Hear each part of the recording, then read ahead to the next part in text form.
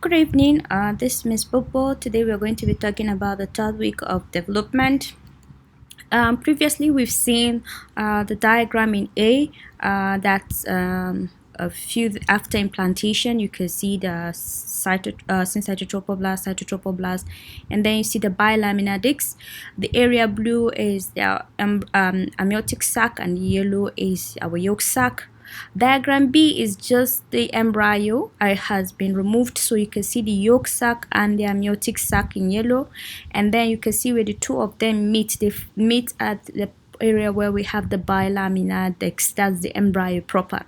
So diagram C is suggesting we cut at that dotted area, and then you can see what we wanted in D. So diagram D is telling us that you've cut the roof of the amniotic sac and also cut the bottom aspect of the yolk sac, and so you are left with the bilaminar discs there proper. So that takes you to E, diagram E. So when you look into the embryo, this is the epiblast floor. So you're looking inside the amniotic sac. The floor of the amniotic sac is what you see here. So what happened is that during the beginning of the third week, there's going to be a proliferation. So what actually happened before this proliferation at the caudal aspect? You remember at the end of the second week we talked about the projection of the yolk sac into the connecting stick. It gives rise to what is referred to as the allantoids. So the moment you have the allantoids, it has given us the rostral end and the caudal end of the embryo. So now what happened is that at the caudal end of the embryo, there's going to be a hyperproliferation of cells, and that hyperproliferation of cells give rise to this groove-like structure, and it's going to continue all the way to the cranial aspect of the embryo, but it's going to be stopped by a structure known as the primitive pit. So the groove is referred to as the primitive groove. Then you have a primitive pit. Around that, you're going to see an elevation which is referred to as the primitive node. Okay, so this is we have already have the orientation of the embryo.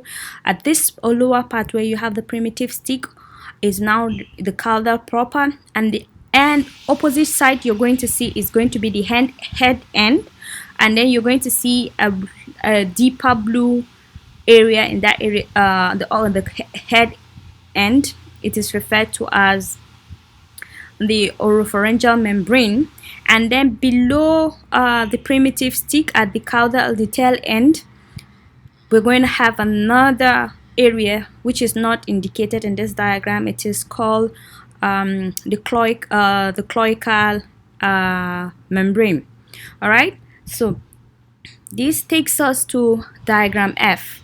So here, diagram F, you're looking at it from the lateral view. So you can see both the amniotic floor, the floor of your amniotic sac, which is the epiblast, and also you can see the roof of the yolk sac, which is the hypoblast. So you can see it in the diagram. So you can see the primitive stick have already formed here. You've seen the primitive pit there, and then you can see the node. And here you can also see the germ discs, which is reflected in this diagram. You can see everything is properly shown. You have a slippers-like embryo, and then at the cranial end, which is the bigger part, you have, or the rostral end, you have the oropharyngeal membrane or buccalopharyngeal membrane. At the caudal end, below the primitive pit, all right, or the groove, you have the cloacal membrane. This membrane are just two areas where you have a direct fuse of the ectoderm and the endoderm. Okay, and then in the midline you have the primitive pit. All right, surrounded you have the primitive groove, and then you have the primitive pit. The primitive pit is surrounded by the node, and also on the primitive groove you can see that. So this allows for the movement of epiblastic cells to go off their basement membrane and move into the primitive groove to go in to lie. The cells migrate to lie between the hypoblast and the epiblast. So in this diagram, you can see what we've depleted earlier on. You have the head end and the tail end. At the head end, you can see that cloacal oropharyngeal membrane.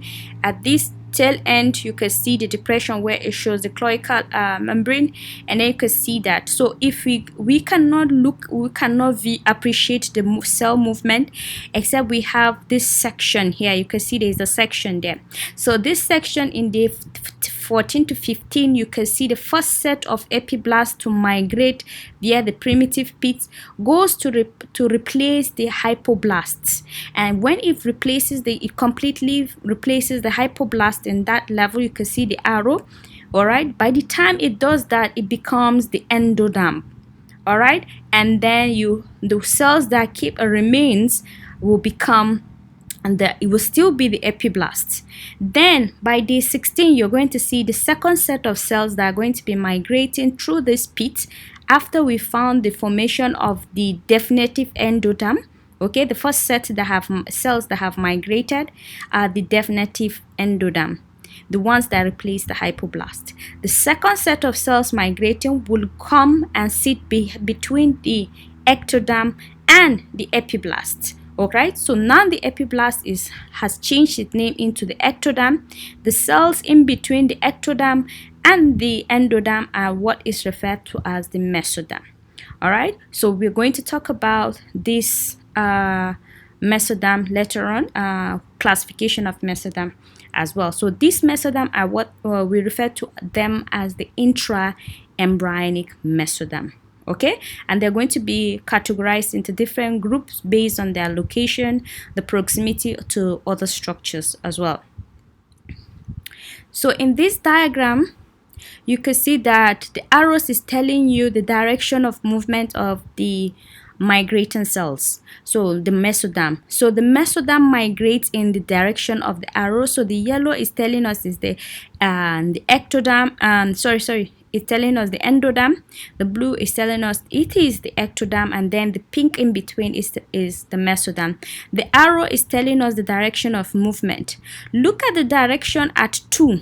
All right, so what happened is that you're going to have mesoderm all around the embryo except at the midline where you have the primitive groove, the primitive pit. And then remember, we have that 2 area, the oropharyngeal membrane and the cloacal membrane. These areas would not have mesoderm in between them. So oropharyngeal membrane and cloacal membrane in the caudal area are firmly attached of the ectoderm and endoderm. Likewise, the oropharyngeal membrane or buccolopharyngeal membrane. While in the midline, still around the primitive pit and primitive groove, you can see there is a number there, 2, indicating the arrow. That arrow is telling us that some cells enter the primitive pit to be at the midline. We're going to talk about what those cells are going to become. They are not just going to become mesoderm, but they're going to specialize in the formation of the notochord. Okay, so diagram B here is telling us the mesoderm has started forming, and diagram C, if you can see in the midline, the red is telling us that is the notochord. So the cells that are found in the midline around the primitive groove and primitive pit and all the way in the midline just before the oropharyngeal membrane, you find those cells that are like mesoderm but are not mesoderm. They are what is referred to as the notochord. So this diagram is also telling us the same thing as we've seen in we've talked about. You can see, and in day 16 you can see the movement. Okay, you can see the mesoderm is not so much at this point. Okay, you can see the arrows moving laterally. In the day 8, I think day 19, if I'm not mistaken, this is day 19, you can see that the mesoderm has already formed and also the notochordal process has formed. So you can see the position of the notochordal process in the midline, and then the notochordal process also is stimulating the ectoderm, the blue cells, and above it to start forming a groove. And then on day 21, you can see how the groove of the blue area has dipped. All right, and then you can see the mesoderm has also started differentiating. You can see the most medial one having a space in between and continues laterally. We're going to discuss about that. And then you can see at day 24 everything has changed. All right, so now we've seen that the formation of the mesoderm. Let's talk about the formation of the notochord. Mind you, this is not a full lecture, this is just tutorials. All right, so here we have 4 diagrams. Basically we have 4 diagrams. You can see the alphabet is below it. You can see A, B, C, and D. They are just telling us different stages in the formation of the notochordal process. So diagram A is just a view above the amniotic sac. So you're looking at the floor of the amniotic sac. You can see where the cloacal membrane is around the connecting stalk, and then in the cranial end you can see the oropharyngeal membrane. Okay, it is this is the precaudal plate. All right, the precaudal plate is also an important landmark in the embryo. Apart from the oropharyngeal membrane, is very close to that area, and so there is a cut, a mid-sagittal section into A that is going to tell us the different stages of that line in B, C, and D. All right, so in B, it is the beginning of so we've seen the migration of red cells. Can you see the red cells in between blue and yellow in the midline? It is telling us that the cell mesoderm have moved. If you remember that arrow, number 2 arrow we've seen earlier on, the cells moving through the primitive pit. So these are the cells that move into the primitive pit in the midline. So you get to see this in the midline. Note that it's not going to reach the end because of the caudal plate. Okay, so you can see in C, it doesn't go beyond the precaudal plate. The precaudal plate does not allow the mesoderm to move beyond it. Okay, also you can see it in the posterior aspect, it doesn't go beyond the cloacal membrane as well. So it just stays in between the precaudal plate and the cloacal membrane in the midline. Another important thing that is happening, look at diagram B again. You can see a blue projection from the primitive pit going into the red, and then you can see it in C also elongating all the way. This is a hollow structure. Initially this structure is solid, but that blue primitive pit is an opening. It canalizes, okay, it forms a canal in between that structure. So you can see it in D. You can see how the canal has formed in between the mesoderm. So you can see it's like sandwich, like bread, which is red, egg or vegetables, which is blue. Then you see another red. Okay, so that is the notochordal process or canal that has been formed. In this diagram also the labeling is below. You can see A, B, C, D, E, F, and G. Okay, so what happened here is that still A is telling us that it's still a mid-sagittal view that is going to show the different stages at B, C, D, E, F, and G. So from B, if you remember, we had a notochordal canal, and well, look at what is happening here. It's telling us that the arrows here is telling us that there's going to be degeneration at that point. So it means that there's going to be a communication, direct communication between the amniotic sac and the yolk sac via the floor of that notochordal canal, because the floor of that notochordal canal has opening. Okay, that opening completely, the floor of the notochordal canal will completely degenerate, like what we are going to see in C. Look at C. There is no floor completely. The floor has been gone completely. Okay, so E is telling us the floor has started to grow. Can you see the floor has started to grow? All right, so what we see at D, E, and F is actually a transverse section. All right, so it's not like going through the from the cranial to caudal end, but rather from right to left end.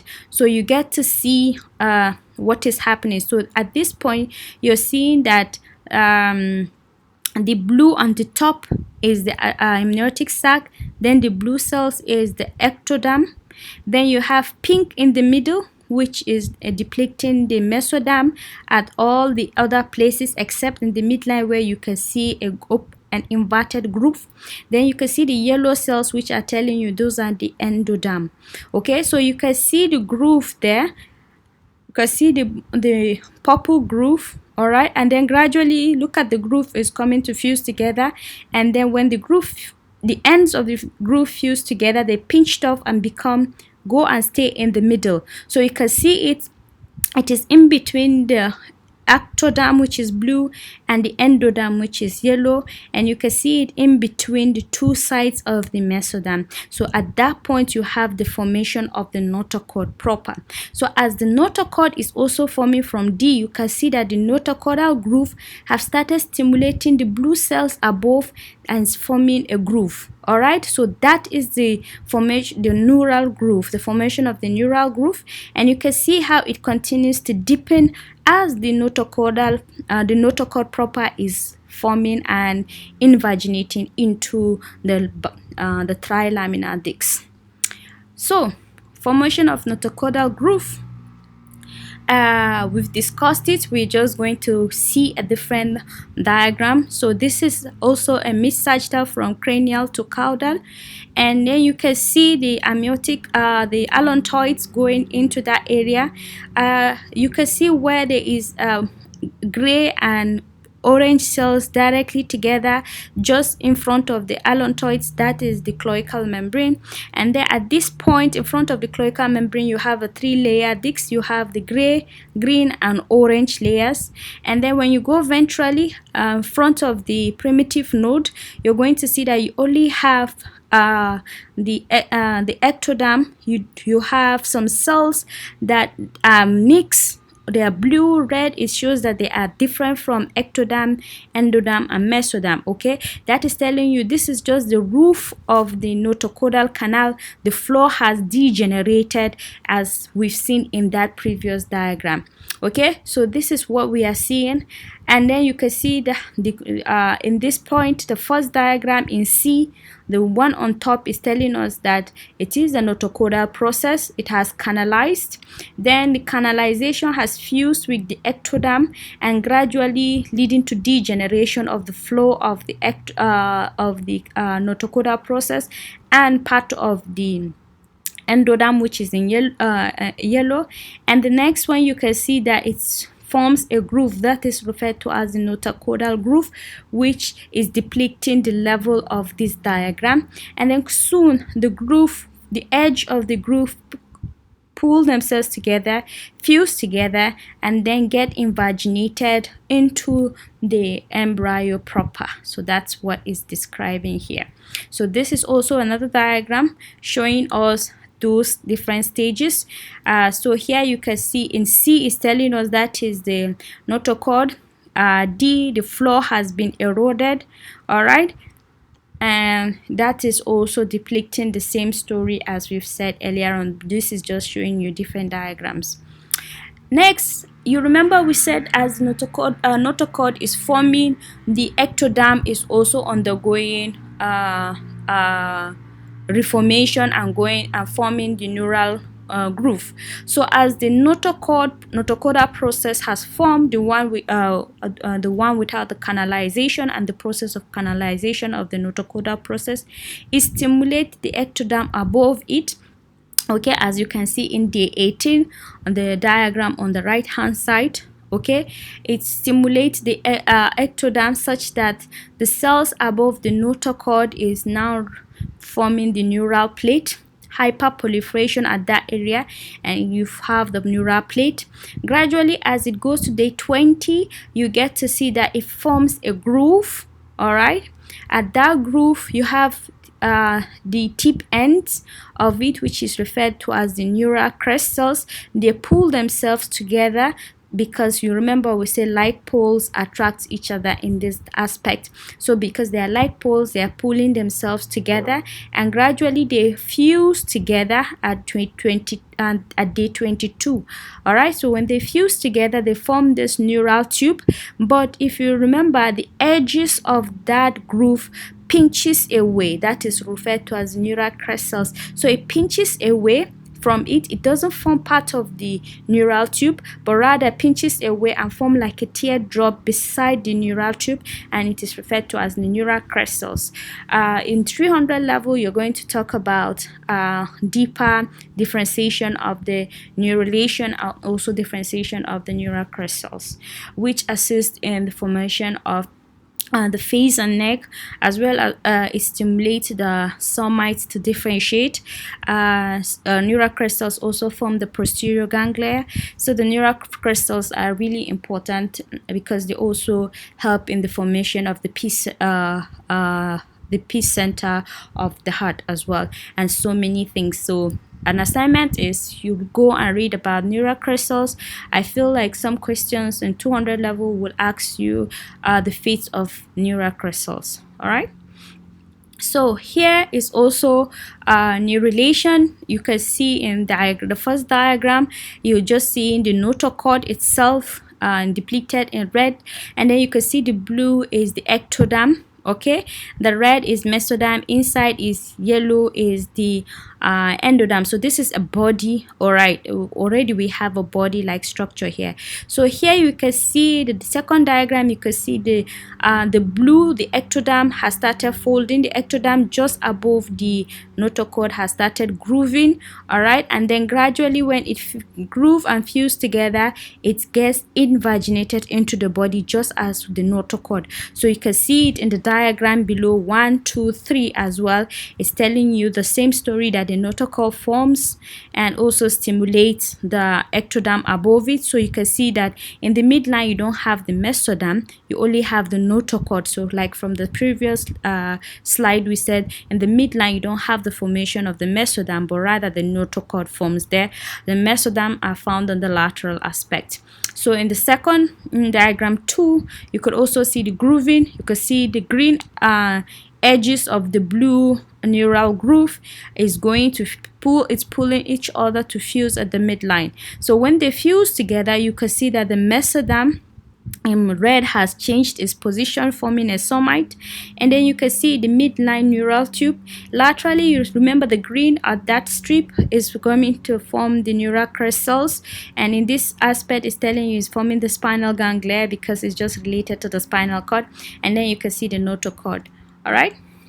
So we're going to also talk about the intraembryonic mesoderm. You remember we have the trilaminar discs. From the where you see the box here is showing you 3 layer. The ash, the gray area above is the ectoderm. In the middle area you have the red structure, as you have the mesoderm, in intraembryonic mesoderm, and in the midline you have the notochord. Below you have the endoderm. So you can see now the floor of the amniotic sac is the ectoderm, and the roof of the yolk sac is now the endoderm. Okay, so now we move to the next diagram. Okay, you can see how the gray area is changing. It is also grooving in this one, and then as you go downwards, you see the grooving has formed, has deepened. You can see where you have the neural crystals at the edge, and here you have the formation of the neural tube, and you can see the neural crystals by the side. So in the second diagram, you could see that N is depicting notochord in the middle, and then by the lateral aspect you can see a clustering of 3 form of the mesoderm. So the first one, which is closer to the notochord, is referred to as the paraaxial mesoderm. That is why it is PM. The next one is IM on both sides. All right, it is referred to as the intermediate mesoderm, and the last one that has splitted into 2 is called the lateral plate mesoderm. That is LM. So when you go down, you can see how the paraaxial mesoderm is also changing with relation to the deforming neural tube. Okay, intermediate mesoderm, the lateral plate mesoderm. The lateral plate mesoderm is going to split into two. One covers the amniotic sac, the other one covers the yolk sac. Because the yolk sac is going to become part of our GIT going inside, the lateral plate mesoderm covering it will give rise to the splanchnic part of the lateral plate of mesoderm, that is the smooth or visceral part, while the lateral plate mesoderm covering the yolk sac will cover this, you remember, the skin area. So it will cover the amniotic sac, which is part of the skin, part of the ectoderm. So the lateral plate mesoderm underneath the ectoderm will give rise to as a somatic plate mesoderm. So when you go down to the last diagram here, you can see that a paraxial mesoderm is now is now referred to as somite because it has started differentiating, and then you can see a space in between deep inside it, and then you can see the intermediate mesoderm is also becoming very small, and it is represented as UG here. It is referred to as urogenital ridge, and then you can see the lateral plate mesoderm also. So this diagram is also telling you the classifications as well. So you can see the neural tube in between, the notochord in the black, neural tube in blue, notochord in black underneath it. The space, the ones beside the notochord is blood vessels, so don't bother. And then you can see the yellow below it is the yolk sac, and the blue line above it is the amniotic sac. And see this at this stage folding has started occurring. That is why you could actually see like a 3D structure. So the first collection of red tissue here beside the notochord and neural plate and neural tube, it is called the somite. So that somite used to be the intermediate paraxial mesoderm. And paraxial mesoderm, when it starts arranging itself around the neural tube and notochord, it changes its name to somite. Okay, it has differentiated to what is referred to as somite, which we're going to talk about it in a very in few classes to come. And then the next mesoderm you can see is intermediate mesoderm, which is going to give our urogenital ridges, urinary system, and the genital system, that is the ovary or the testis and the males, and also the ductal system there. So here you can see how the lateral plate mesoderm split into somatic, and also you have the splanchnic mesoderm. And this slide, it is just telling us the progression of the folding of the neural tube. So you can actually compare it as it goes all the way. So you can see the folding of the neural tube, and it folds, it fuses together gradually as you go down, and also the embryo completely folding to give rise to a tube structure around a tube. So this particular diagram is just a summary folding and the formation of the body cavities, which we're also going to talk about it very soon. And now thank you very much. If you do have any question or comment, try to share it on the platform, and I try to share a quote of the day, and today's quote will be: try to help a friend, a family, or a neighbor. It doesn't have to be financially, it could just be a smile, so, or even teach somebody what to do. So thank you very much. See ya.